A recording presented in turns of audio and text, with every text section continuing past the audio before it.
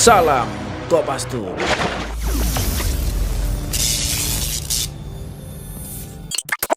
Assalamualaikum warahmatullahi wabarakatuh. Salam Kopastus. Jumpa lagi bersama DJ Pansos. Semoga kita semua dalam keadaan sehat walafiat. Amin. Minyak goreng. Kali ini minyak goreng lagi susah. Jadi dari berapa hari ini orang-orang dapur nih biasa mengeluhkan minyak goreng susah, minyak goreng mahal dan susah. Itu sebenarnya apa sih permasalahannya, kemudian seberapa harganya sekarang, kita simak dulu apa yang terjadi di pasar.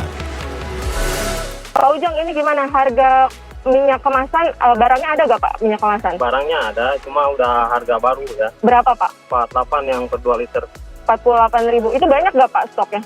Stoknya sih ya cukup banyak. Ya cuma gitu, harganya udah melambung gitu. Harganya tinggi ya Pak ya? Iya. Kemarin masih jual berapa Pak? Terakhir 34 yang 2 liter. 34. Ya.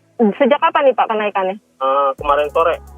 Ya. Itu kemasan premium apa yang biasa tuh Pak? Yang premium. Premium. Yang semua jenis sih sama. Merek-merek yang merek lain juga sama. merek-merek biasa. Ini kabarnya minyak curah muncul lagi nih Pak.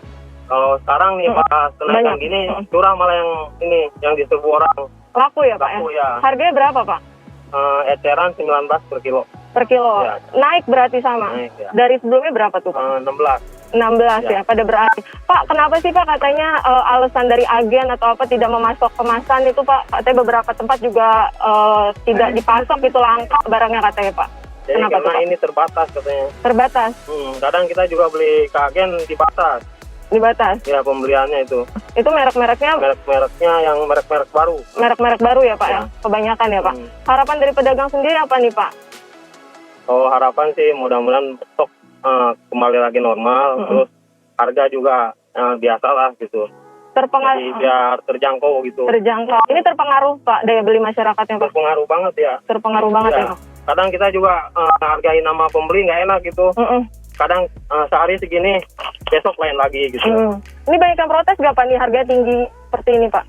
Banyak teh, cuma karena kepaksa kebutuhan akhirnya dibeli juga gitu. Dibeli juga? Iya. Oke. Terima kasih ya Pak Ujang ya. Iya, iya. Itu apa yang disampaikan dari salah satu pedagang di Pasar Kranji Bekasi.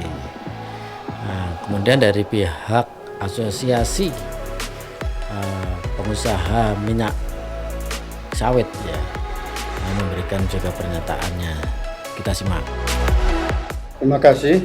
Jadi kita lihat dalam Februari Maret kemarin, dengan adanya DMO 20%, DPO dan harga eceran tertinggi, itu sebetulnya to my surprise itu bahwa kebijakan itu sudah berhasil. Pak Kemendak mendapatkan 465.319 kiloliter dalam tempo 22 hari.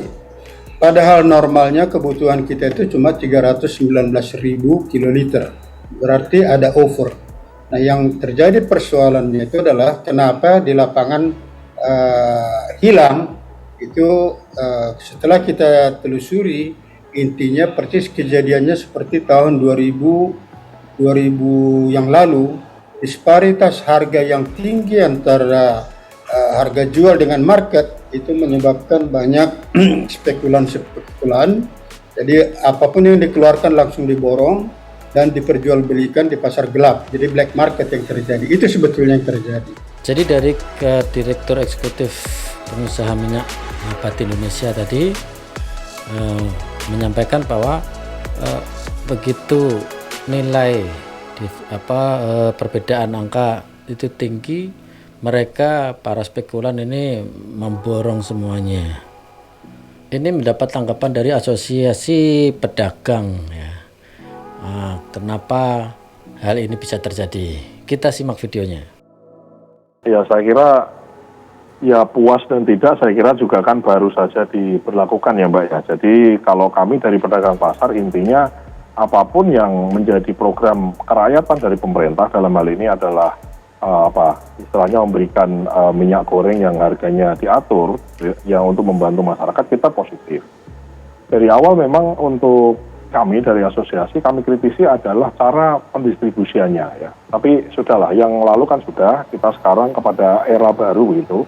Kira-kira kemasan dicabut, jadi saya yakin seperti Mbak tadi bilang, akhirnya ya banjir gitu. Kemarin-kemarin waktu diatur nggak ada. Nah itu saya kira juga perlu juga lah diselidiki, mungkin evaluasi untuk ke depan supaya tidak terjadi lagi.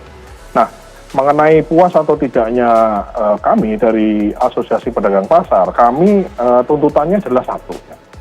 Kami berharap yang curah itu tadi, yang diatur HET 14.000 tadi itu, kami ingin pendistribusiannya itu menggunakan jalur-jalur pedagang pasar, menggunakan jalur-jalur yang tadi disampaikan bahwa memang untuk kelompok menengah ke bawah, jalur-jalur pedagang pasar, jalur-jalur pasar tradisional. Nah, kami sangat tentunya begini ya, tentunya kita perlu waktu mungkin beberapa hari untuk sampai dengan evaluasi, tapi yang jelas di forum ini saya tegaskan, saya nyatakan bahwa kami pedagang pasar ingin yang curah yang tadi untuk diperuntukkan untuk tadi itu, untuk masyarakat yang perlu dibantu tadi itu disalurkan melalui saluran-saluran pedagang pasar yang notabene pedagang pasar itu juga adalah rakyat kecil, orang yang ibaratnya makan harian dari keluarga, istri dan keluarganya, anak-anaknya itu harian berdasarkan dari hasil jualan hari itu. Jadi kalau kami sih dari awal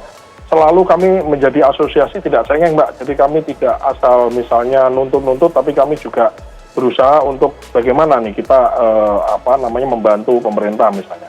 Dan perlu saya laporkan di forum ini juga bahwa dari awal begitu curah itu diperbolehkan, maka kami langsung berkoordinasi dengan BUMN, ya, ID Food, dan kami sudah mendapatkan pasokan-pasokan walaupun di awal-awal itu memang jumlahnya sangat terbatas. Nah, kami mendapatkan janji dari pemerintah ya bahwa minyak goreng curah yang nantinya akan diatur dengan HET 14.000 itu akan lebih banyak dan sebagian besar dan kalau bisa semuanya disalurkan melalui saluran-saluran pedagang pasar dan pasar tradisional. Itu sih harapan dari kami. Oke, kalau dari sisi kebijakan publik, Mas Hidayat bagaimana sih melihatnya dengan adanya kebijakan ini bahwa bagi kelas menengah silahkan beli minyak goreng tapi harganya mahal.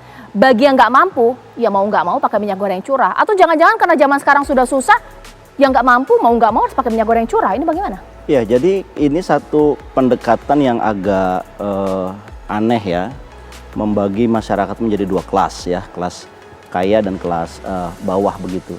Tapi sebenarnya secara kebijakan ini sudah bisa mengurangi distorsi harga. Jadi harga ini ketika ditetapkan dengan harga eceran tertinggi ini menyebabkan adanya distorsi. Dan distorsi ini menyebabkan kelangkaan. Lebih baik orang berpikirnya, mungkin pemerintah berpikirnya daripada tidak ada suplainya, lebih baik harganya naik. Daripada harganya rendah, barangnya tidak ada. Ini filosofinya pemerintah saat ini. Tapi saya melihat di situ ada celah, masih ada celah tepatan kebijakan itu. Celah itu adalah ketika pemerintah menetapkan minyak curah itu maksimal 14.000 dengan disubsidi. Kenapa ini tidak tepat? Karena ini tetap menimbulkan distorsi ya. Distorsi dalam arti begini, tetap masyarakat itu membutuhkan harga yang rendah ya, terutama masyarakat bawah. Tetapi harga yang rendah dari masyarakat bawah ini itu bisa dimanfaatkan oleh distributor minyak curah yang ketika itu dia melihat, wah saya menjualnya itu 14.000 ke pasar tradisional, tapi ke kemasan sederhana itu bisa 24.000. Ya. Jadi mereka akan lebih memilih ke pasar yang kemasan sederhana itu karena ada distorsi harga. Let's say mereka misalkan jual 18.000. Saya khawatir dengan kebijakan ini pada akhirnya minyak curah di pasaran ini akan nggak ada. Karena kemudian pengusaha itu berlari mengubah harganya meskipun sedikit lebih mahal 18.000 mereka menjual tapi tetap untung dibandingkan ke pasar tradisional. Pada akhirnya distorsi harga ini yang akan dirugikan adalah masyarakat bawah. Jadi dari tanggapan yang pertama ahli kebijakan publik, kemudian pelaku usaha pasar perdagangan Indonesia, kemudian asosiasi dari produksi minyak nabati juga tadi disampaikan. Ini kita lihat juga Ombudsman juga memberikan tanggapan mengenai kelangkaan minyak ini.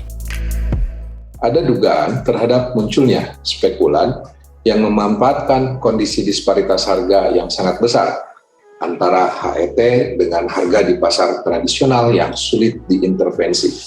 Jadi seperti diketahui kalau di modern ini bisa diintervensi, di pasar tradisional tidak bisa diintervensi, pelakunya sangat banyak.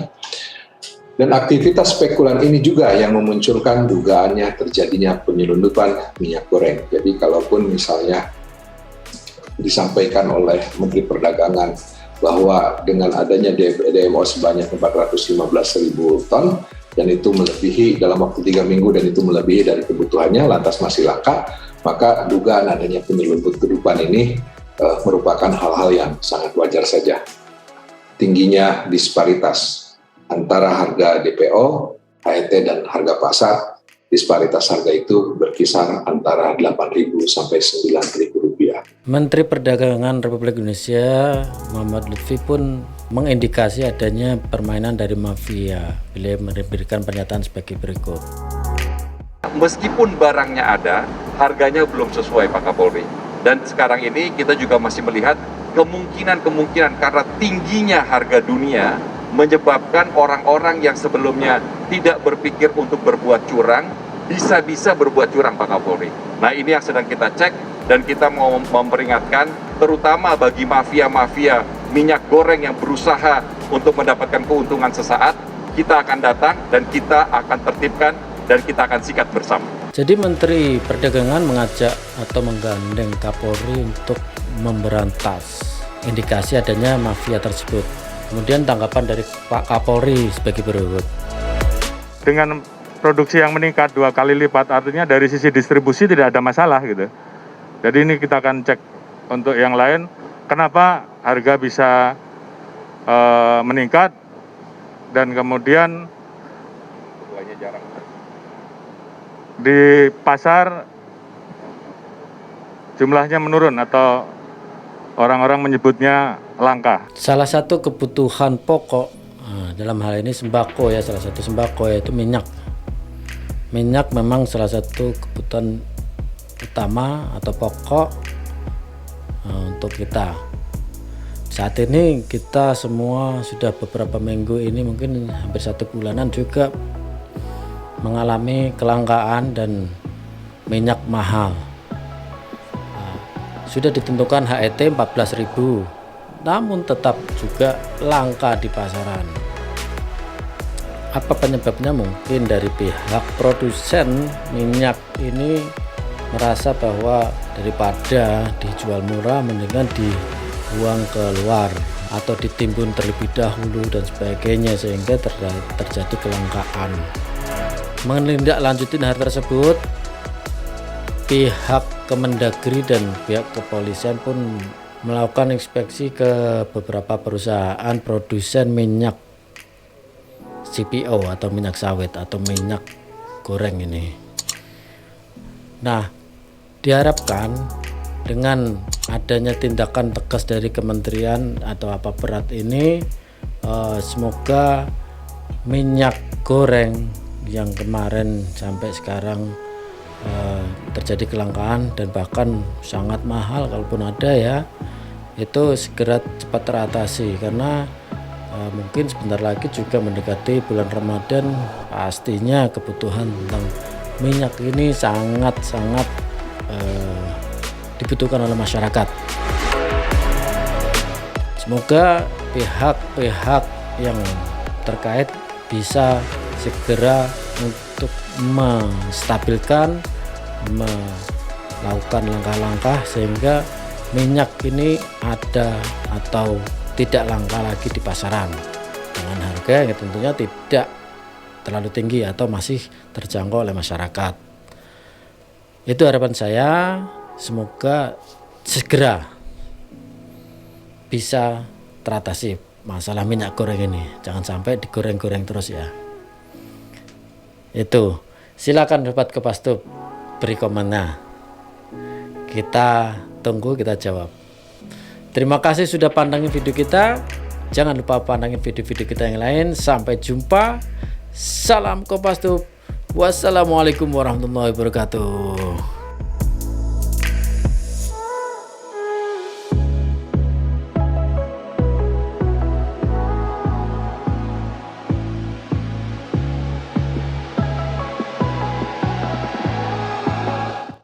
Salam Kopastus.